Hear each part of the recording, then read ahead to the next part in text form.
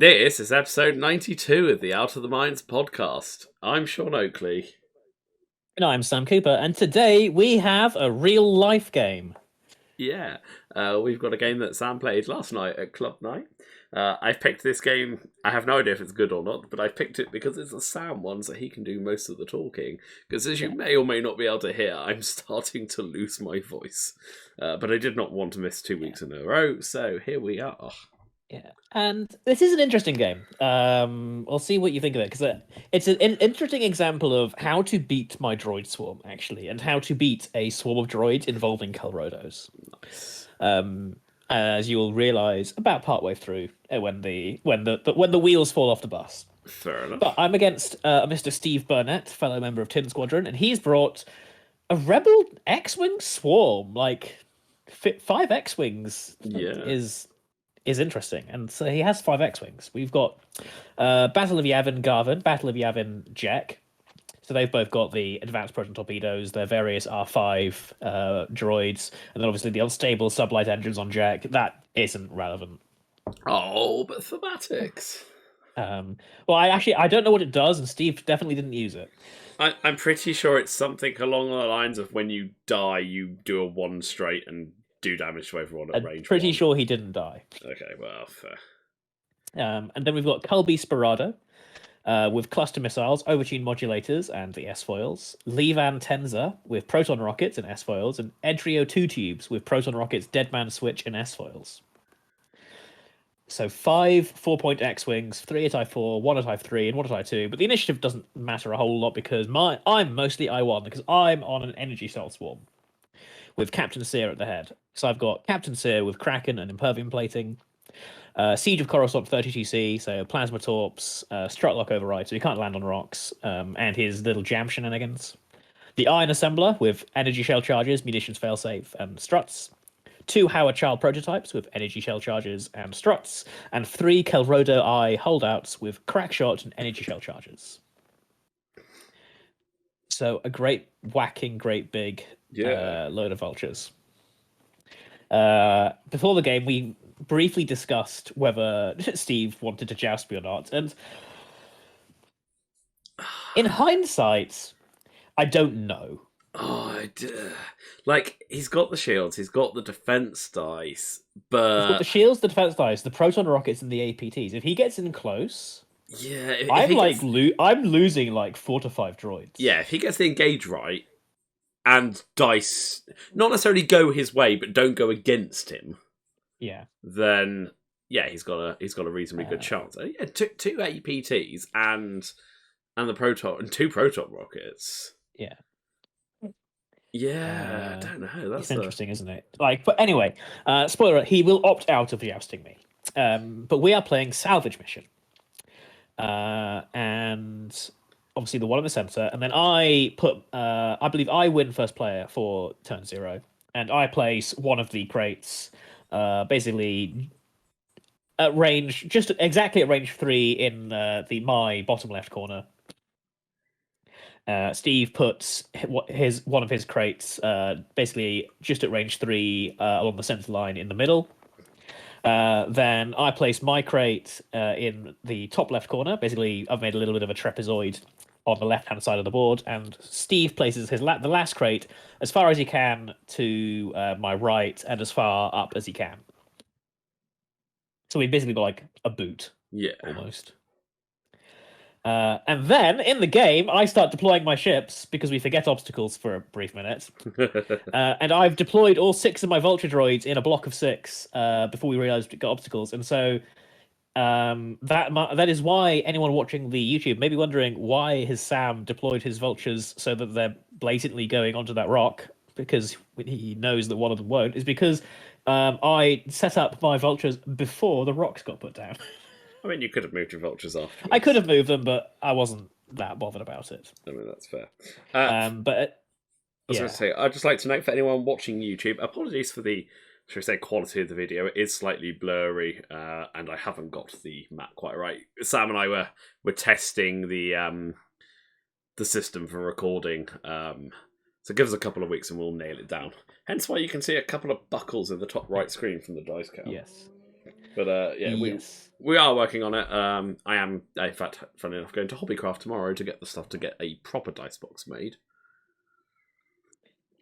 And Yes, yeah, indeed. we'll do it. And also, just because it was playing on my mind, to go back to something you said earlier, you don't really need to say that Steve Burnett's from Tin Squadron. If Burnett's the surname, it's kind of a given. He could be from somewhere else. Who knows? There could be another Burnett. Didn't think there were any other Burnetts. Anywho, Tin to the Squadron rocks. or Depot.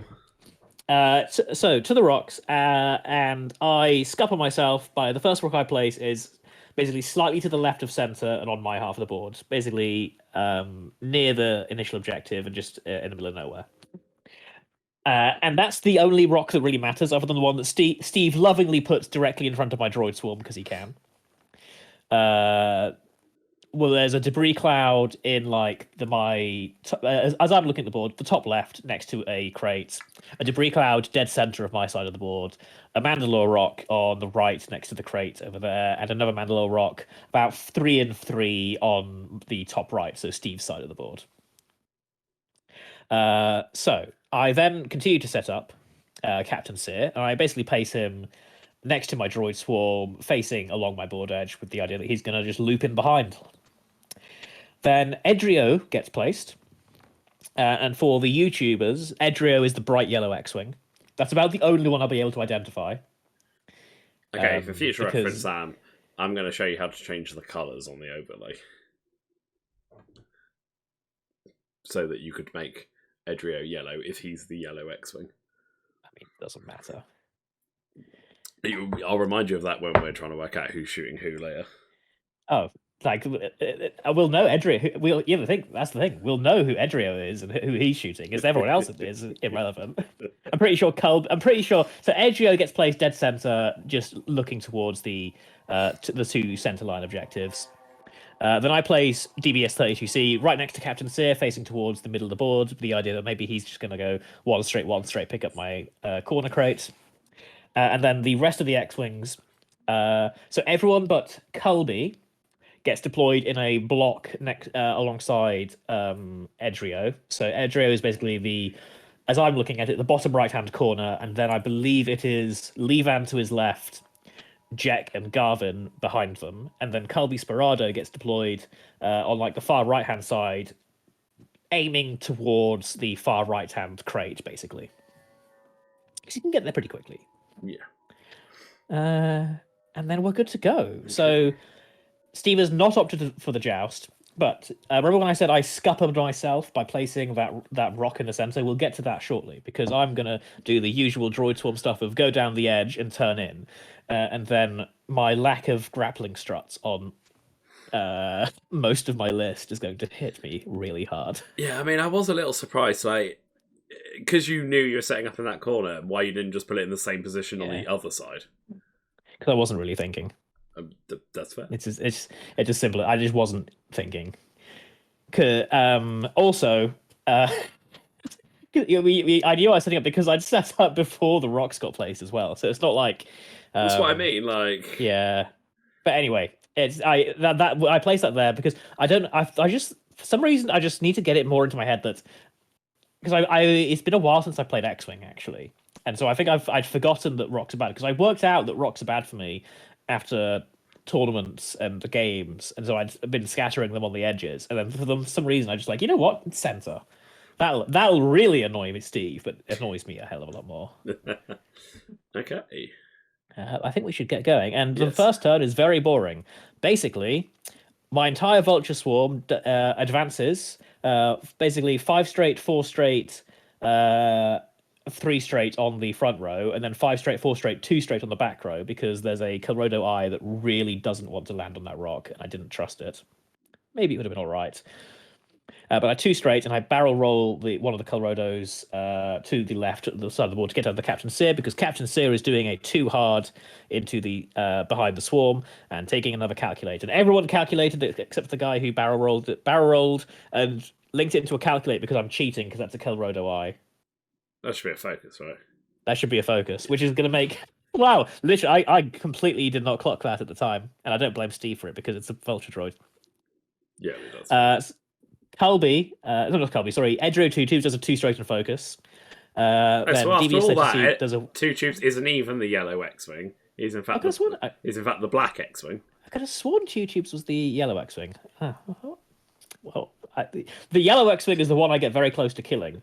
Fair enough. We'll keep an eye on the. I'm guessing that's Levan then, as he's moved. Yeah, it must be leaving. I could have sworn 2 tubes was the yellow one. Oh, well, it doesn't matter. 32C does a 1 straight and calculates.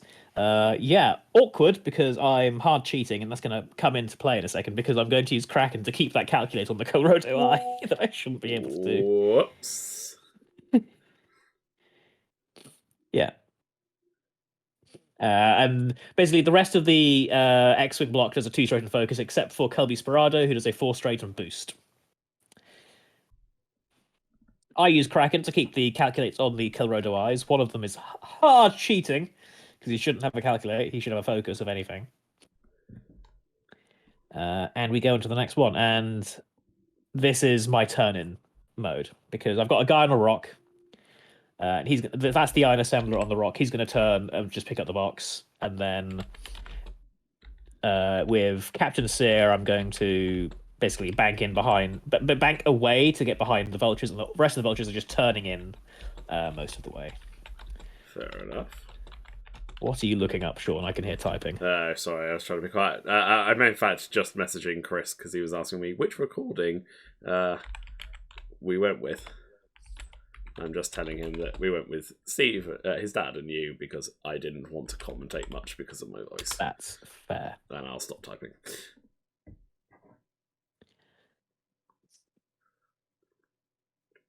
Yeah, so Steve asks for a vulture dial, and then I give it to him, and then I explain that half of them have a different dial. Yeah, fair. Yeah. Well, we get to it, and we have decisions to make. So I believe I win priority this round, and odds are, because I think I remember winning priority almost every round. Do you use the initiative on the overlay? I know it's on you at the moment, but yeah, I did use it on nice. Some of the turns, at the very least. The thing is, I think I won it most of the turns, so I never went to it very often. But anyway, my 2 Howard Charles are 3 harding to the right and calculating, so they're just facing the center of the board. The Iron Assembler rotates on the rock 90 degrees to the right and picks up the box. 2 of my Kilrodo Eyes do 2 banks to the right and calculate, and then the final Kilrodo Eye does a 3 straight, clears the stress, and takes a second calculate. He should only have 1, but it might matter. Captain Sear does a 2 bank to the left, just trying to stay out of the way of all the vultures, and takes a calculate. And then it is over to Steve for Edrio's turn. If he doesn't spend any calculates, then it was irrelevant because you would have had 1. So yeah, I'm pretty sure he doesn't. Yeah, Edrio does a 4 straight and picks up the box. Yeah, it makes sense. DBS 32C does a 1 straight, and then I think I've got this. So I barrel roll to the right, link it into a target lock, and I target lock Edrio 2 tubes because I've got a plasma torpedo, and that is an X-wing without a token. See, if I'd looked at that, I would have been like, no, I'm not so sure that's in. Nice. For a lovely little stress. And then Steve is kicking himself because basically the rest of the X-Wing squadron 2 straights and focuses, and he's thinking, oh, why didn't I do the 4 straight with the guy on the outside that you had no chance of getting? Because he 4 straighted with the low initiative, which is the only one I could possibly have shot. Then Colby Sperado on the far side does a 2 straight and picks up the far side box. So currently Steve has 2 boxes to my 1. I fire a plasma torpedo into Edro 2 tubes, spend the target lock, and I end up with hit crit. Edrio, it's obstructed, rolls evade focus blank, but has no token. So the crit gets cancelled, unfortunately, so he doesn't drop the box, but Edrio loses 2 shields. Nice. And then I have 1 more shot. Well, actually, no, first we go to Edrio's shot. Who rolls nothing. And then I have a Howard Charles has a range 3 obstructed shot, so I fire an energy shell at him, spend a calculate for a crit, and I have hit crit. Nice. Edrio rolls blank focus. Ouch. So he drops the box, and it goes down to 1 health. I believe he has structural damage and disabled power regulator. Ugh. Oh, he's engaged though, hasn't he? So yes, he's engaged, so he's all good. Man, you did not want to outmaneuver there. And then no one else has a shot, and I keep the 3 calculators on the Colorado eyes. So we've normalized. My cheating didn't matter. No, your cheating was irrelevant. But here's the problem, because I think you looking at this can probably identify the Vulture droid's problem right now. Hang on. So where do the Colrodos go? Yeah, so your Corollas are the brown ones, right? Yes, So- the Colrodos are the brown ones. They're the ones at the back. I mean, what you So currently, I've got 2 Howard Charles facing a rock, and they're fine. They can get on it if they want to. And then I've got 2 Colrodos at a 45-degree angle, basically towards the center. And so I kind of want to 2-bank them, but I'm pretty sure one of them just goes straight onto the center rock. Yeah. Do you have a 1 bank? No. No. Okay. I think you go straight. Certainly with the one that would land on the rock. Yeah. The outside one, I think you 2-bank in. You hard turn the bottom one. Go straight. Yeah. Go fast. Put him ahead. Yeah. Yep, that's exactly what he did. He's about to do a 5 straight. Yeah. I think that's where I'd head. So I'm setting up for the engage because I, in theory, should be able to get most of my ships shooting at some of Steve's ships. Because Culberry is basically he's now committed to going around a rock for at least 1 turn. On the far side, he's just picked up the box. So it's currently 1-2. Yeah. Why is it 1-2? Oh yeah, of course. He's picked up 2 boxes. Yeah. Because he had 3. Yeah. Because he picked up his home box, the center box on the far right, and I made him drop 1. I win priority. And so the Howard Charles, who's just facing the rock, does a 2 straight onto the rock and calculates. The Kilrodo I, who is closest to the rock, then does a 5 straight to get out of the way of everyone else, and I barrel roll to the right and link it to a focus, because this time I remember that that's what they do, apparently. So here's to pick up the box. I would have been. I did think about it, but then I was also just like, I think I need to commit to trying to kill something here. I think. That barrel roll does get you in a better blocking position if they come in as well, though. I will admit. The other Howard Charles, I think this is my biggest mistake this round. The other Howard Charles, 2 banks to the left to avoid the rock for whatever reason. I think I just didn't think I would be able to land on it without bumping on the other guy. So he's now committed to going left. My second Kilrodo I does a 2-bank to the right, so he's straightened out and facing the center. My final Kilrodo I does a 2-bank to the right because I wasn't sure where he was going to be. So now 3 of my ships are pointing at like a 45-degree angle away towards Steve's edge. Yeah. 2 of my ships are pointing directly across the board. 32C hasn't gone yet, but he's pointing directly down the board. Captain Sear is probably not going to be doing a whole lot. And the Iron Assembler, I believe I stay on the rock this round. Yeah, that's the problem, isn't it, with the droid swarm? You need to get all of them on the same target. Yeah. So if they were all... And here we go. And I realised this a little bit. I barrel roll my last Colrodo to the right and link it to a focus. Oh, I don't stay on the rock with the Iron Assembler. I thought I stayed on the rock. What did I... the Iron Assembler did a 2 straight and calculated, going off the rock. And then Captain Sear did a 2 hard and focused. As I arrange my absolute mess of tokens. But here's where Steve gets me, is Edrio does a 3-bank. Nice. Does a focus and boost, basically a boost focus, and completely dodges most of my arcs, and also completely blocks what 32C is about to do. 32C does a 2 straight, doesn't land on the debris to the left, to the right of him, thank God, and takes a red calculate. Because there's an Edrio on 1 health with structural damage, for sure. And hopefully 30cc should be able to initiative kill him. Levan does a 2-bank and takes a focus boost. Then Jack does Levan does a 3. It was a 2. I'm sure it was a 2. Yeah, it was a 2-bank focus boost. Jack does a 3-bank and takes a target lock onto my Kilrodo I that barrel rolled in front of the rock.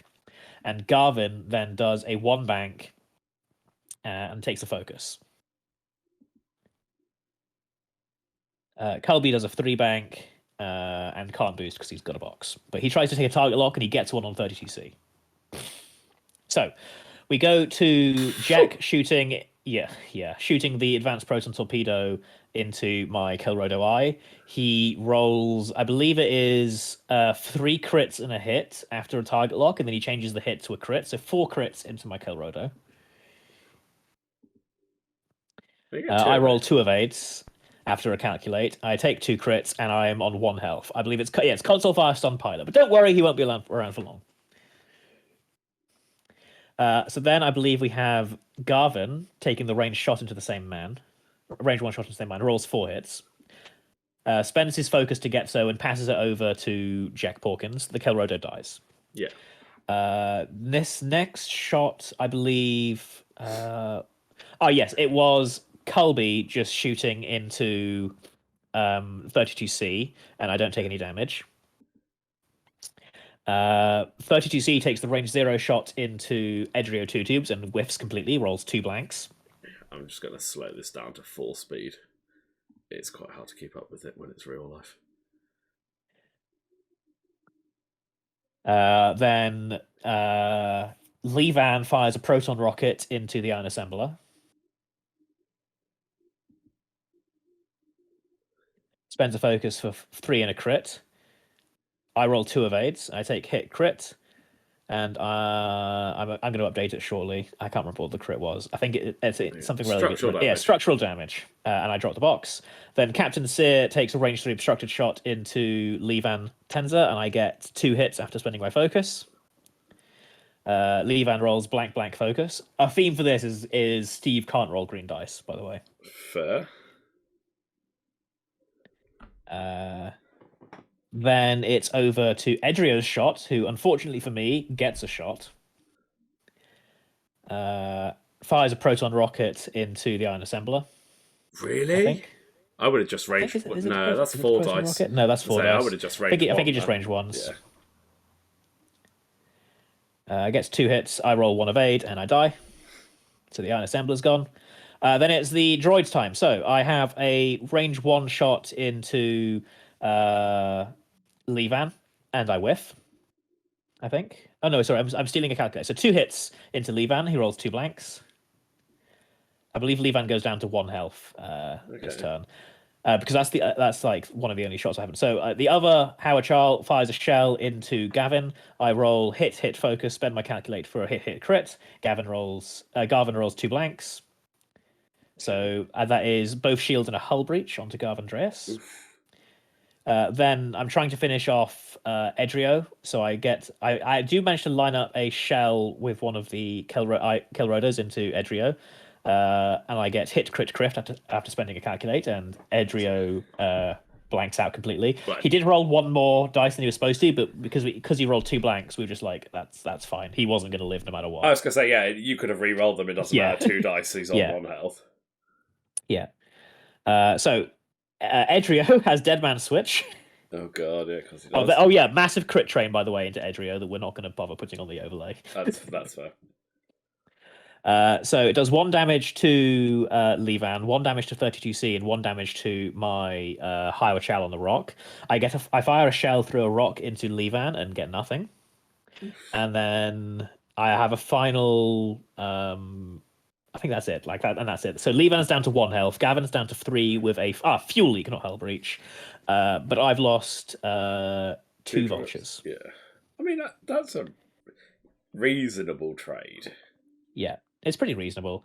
However, he does score 2 on objective again. Yeah, and I score 0. You need to get them crack shots going. Yeah, I don't crack shot the entire game because Steve doesn't roll dice very well. Fair. So the rest of this game is actually quite interesting because it's basically everything of mine kind of not doing too well. But to me, that rock has already ruined my game because if I can line up my shells properly, Garvin's because right now there's a 1 health X-wing and a 3 health X-wing. That should be a dead X-wing and maybe shields off the other, right? If I could have lined up all my shots to actually focus fire. Now, I don't want to say on our podcast that Steve's had one too many fish and chips, but watch how much the table flexes when he leans on it.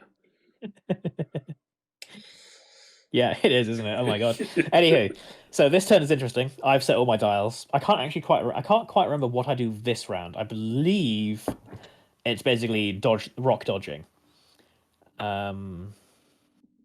I didn't see who won that I think roll. that was you. Uh, Because I think you had 2 focuses from what I saw.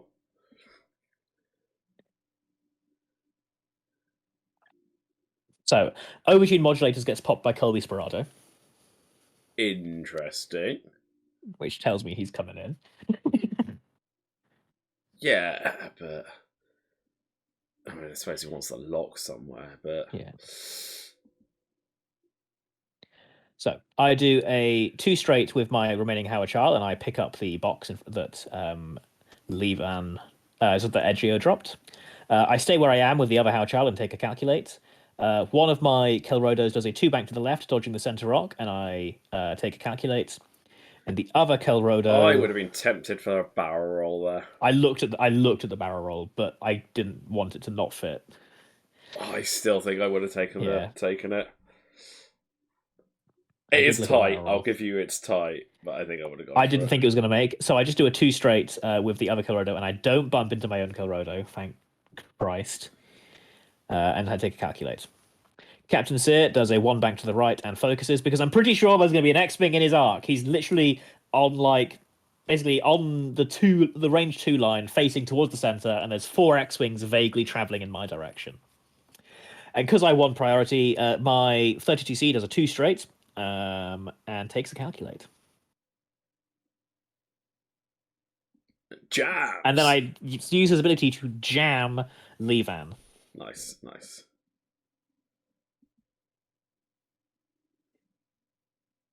I believe Levan reveals a 2 bank, and we do some measuring, but basically to cut the story, it doesn't fit because it gets past 32C, gets past the rock, but my Howard Child on the rock blocks it. So we do a bunch of shuffling, and he basically bumps into the Vulture Droid.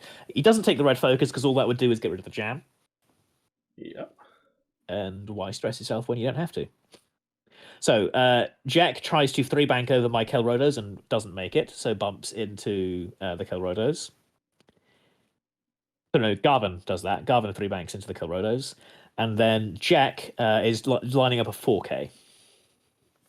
But it's not going to work because it bumps into the back of DBS 32C. So he just ends up bumping into Levan, but doesn't have to roll for damage because he would have bumped into my guy.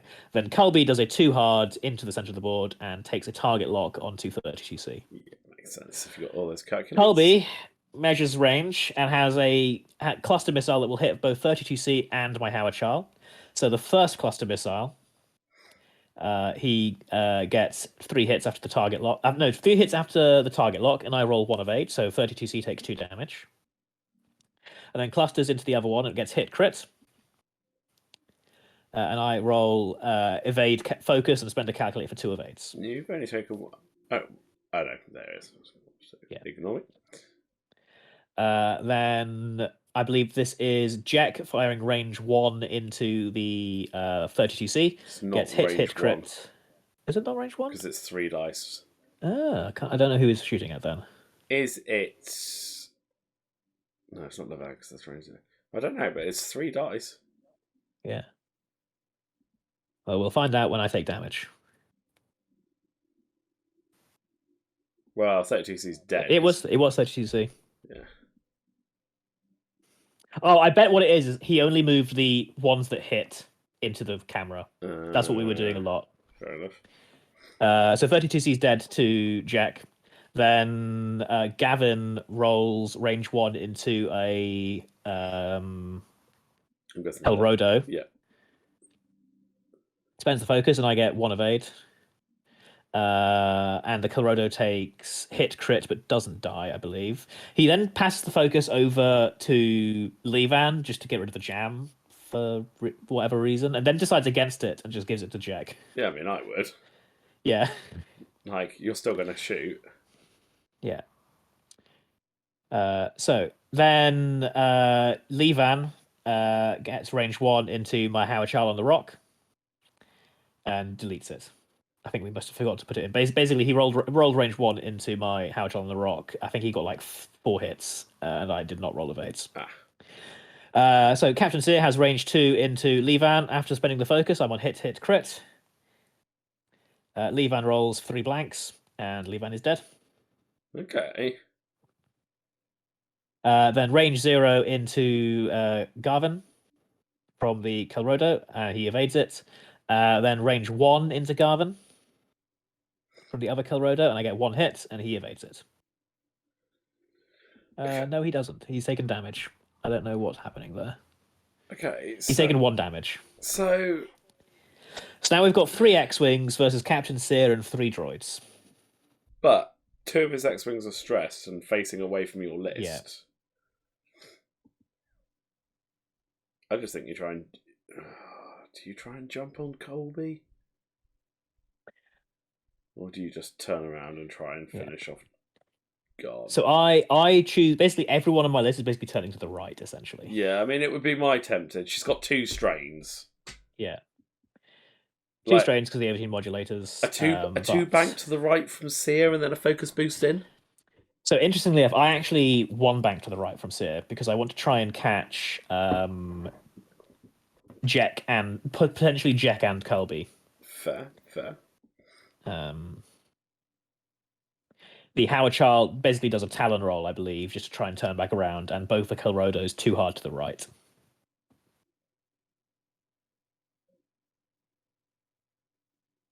If I remember rightly. So it's 15-10 to Steve at the minute, because he's getting 2 objectives a turn, and he's killing lots of droids. One of my Kelrodos is on 1 health, so it's pretty much a write-off. And I've now taken so many crits, you can't see my remaining Kelrodo, but he is there on the overlay. So I do a 2 talent with the Iron Assembler, not the Iron Assembler, but the Howard Child, a 2 hard with one of the Kelrodo eyes and calculate, and a 2 hard with the other one, but it doesn't quite fit. It would have bumped into... Weirdly enough, it doesn't get over Gavin, which is not how I would have called it bumping. No. And then Captain Sear does a 1 bank and focuses. Jack does a 2 straight, clears the stress and focuses. Colby does a 3 straight, which is white, and keeps the strain. But dodges one of your droids. Dodges pretty much everything. Probably dodges Sear. That's why I think I would have focus boost with Sear into that gap. Yeah. I was thinking about it, but I wasn't thinking of... To me, I wasn't thinking of jumping on anyone particular. I was just like, I've got to get guns pointing that way, because I don't know where they're going. That's fair. And I was a little bit afraid of Colby jumping onto Sear with Jack. But hey, that's basically what we got anyway. So, Jack, range 1 into Captain Sear. I believe that is 3 hits and a focus, spends the focus for 4, and I get 2 evades, I think, here. I get 1 evade and a blank, so I'm down to 2 health on Captain Sear. Awkward. Colby then range 2s into my Kelrodo Eye, gets I believe it was 2 hits. Yep. And I roll 1 evade, so my Kelrodo Eye is dead. Then Captain Sear, range 1 into Jack. I get 3 hits and a crit after spending the focus. Jack rolls 1 evade, 1 blank. So that is 2 shields and a crit. 2 shields and a crit, which is a hull breach onto Jack. He drops his box. Then my Howard Child has range.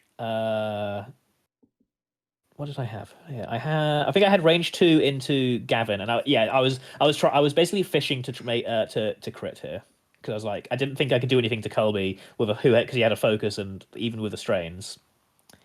And I do get a crit through, which is another fuel leak, I believe. Yep. So Gavin is now on 1. But disappearing. But it's 18-11. Yeah.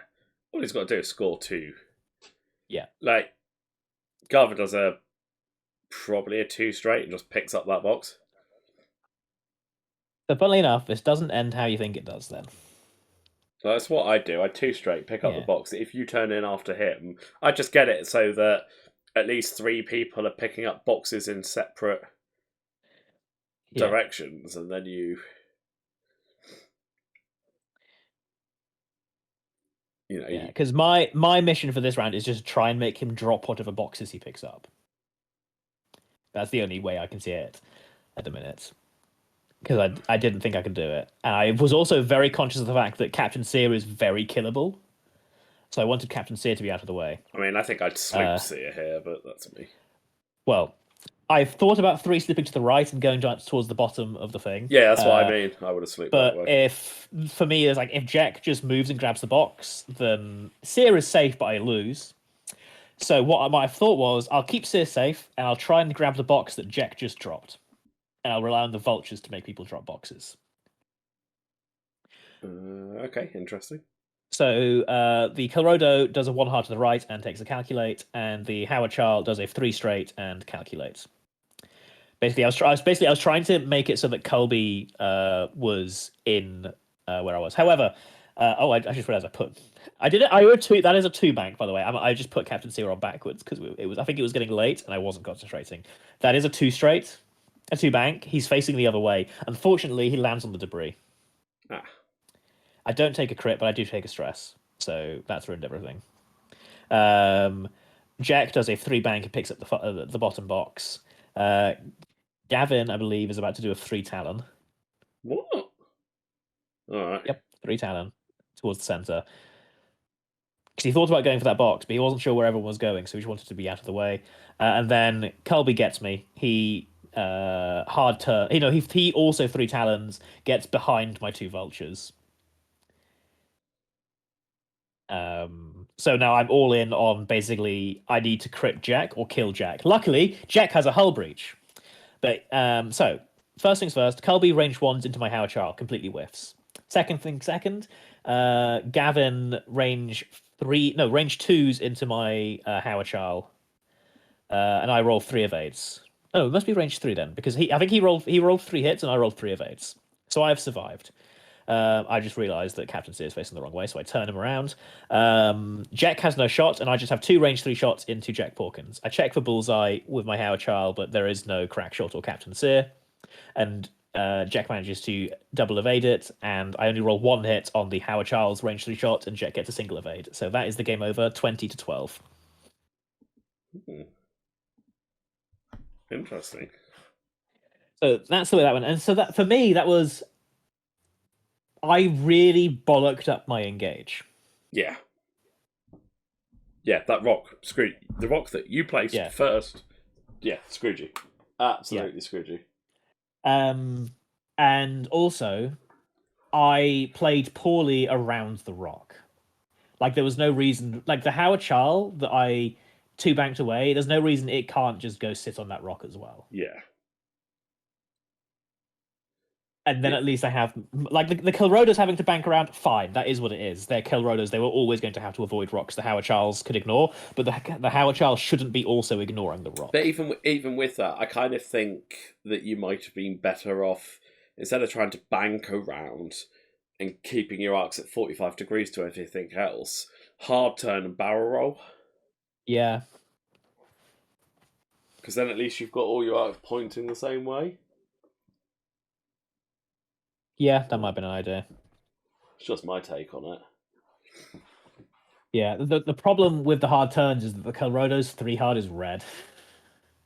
Yeah. 2 hard then, and yeah, it just then the 2 hards on that turn is really awkward because they just get really disconnected from the Howard Charles, and I wasn't sure that Captain Sear was going to slot in behind them. Yeah. But either way, like that's Steve, I think played it pretty well. Like he basically, whether it was intentional or not, he essentially sectioned off part of my list and killed it with his high impact. Like he had almost every single one of his ships has a high impact 1-shot weapon. Yeah, right? Yeah. And he fired all 4 of them. Yeah. And he was able to section off sections of my list. Yeah. Yeah, for sure. And because I'd screwed up my engage, I wasn't able to punish him one-shotting some of my vultures with the rest of them, shooting back. Yeah. Yeah, exactly. He didn't have that worry of the return fire because it was half the return fire. Yeah. But essentially, because basically he managed to get it into there were a lot of like 1v1s, and vultures don't win 1v1s. Yeah, especially not against X-Wings. Yeah, I mean, let's be real. Vultures struggle to win 1v1s against TIE fighters. Come on. Like, Yeah, I'll take a TIE fighter in a 1v1 with a Vulture droid. yeah, that's fair. But yeah, no, that was definitely an interesting game. And so, because I've lost, I guess it's time to pivot into a different game. I committed the cardinal sin. I lost to Steve with my competitive list. Like, oh well, time to resign. I've hit almost rock bottom. Yeah, funnily, I might play something different at next club night just to shake it up a bit. So only so many times in a row I can play the boy list. Yeah, that's fair. I mean, I think I'm not going to shake up the list. I like the list, and I know what I did wrong. I realized as I was banking around that rock, I was like, oh, this is like not going to go well unless magic. Yeah. Well, on that note, we'd better wrap it up for this week. Yeah, well, this was quite a quick one, actually. Yeah, it was actually. Funnily, I thought it was going to take us a while to get through the real life stuff, but it didn't. It went through quite nicely. So, yeah, I think also it's in this case we're not both talking about our side. I'm basically talking about my side. Yeah, Whereas when we play true. each other, we both have things to say each turn. That is very true. Yeah, we will continue to improve the video. I've already got a couple of bits downstairs that I forgot I had that I might be able to get a better angle on the camera and so on and so forth. Yeah. So yeah, fingers crossed that will get improved. Yeah. And to anyone listening, remember, my cheating didn't matter, so you can cheat as long as it doesn't matter. And your opponent doesn't catch you. And your opponent doesn't notice because it's a vulture droid and everyone expects them to barrel roll into a calculate. Yes. I feel like I should. In Squadron Tips. I feel like I should probably title this episode "Keep an Eye on Sam Cheating." I always cheat when I don't think I'll get caught. Sam. Wow. Wow. I'm not really sure what to say to that. You've let me down. You've let the squadron down, and most of all, have I let the squadron down? Because you're bringing the name into repute. Tin Squadron don't cheat. Worst of all, Sam, you've let yourself down. Have I let myself down? No, because you don't give a crap. Well, on that note, we will wrap it up, guys. Thanks for listening, as always. We'll be back next week with something. I don't know. See who's at club night. Yeah, maybe some MCP. No, Sam. No. Oh, why not? Proxying for Shatterpoint, maybe. True. Yeah, let's give it a go. My Hulkbuster, that is definitely Obi-Wan Kenobi, alright? Yep, I would believe it. They look the same. Nice. Right, guys. See you next week. See you next week.